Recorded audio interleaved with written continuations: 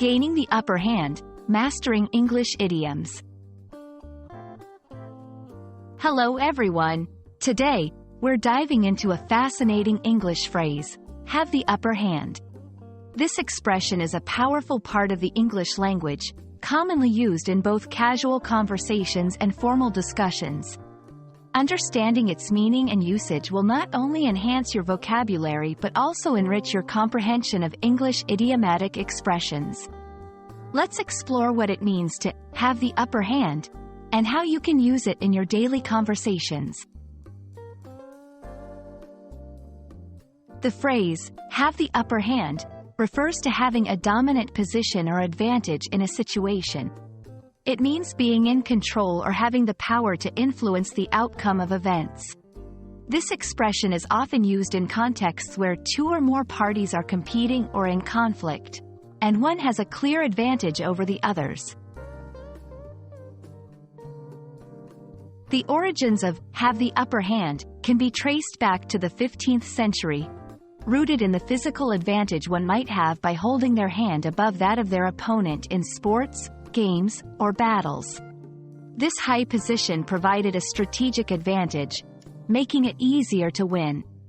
Over time, the phrase evolved beyond physical contests to describe any situation where one has an advantage.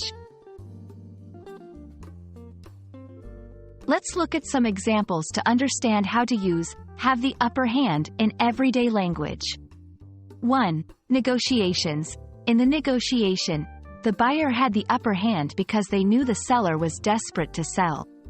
2. Sports. Despite the tough competition, our team had the upper hand thanks to their rigorous training.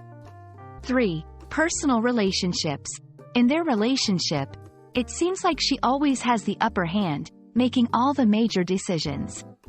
These examples show how versatile the expression is, applicable in various contexts from business to personal relationships.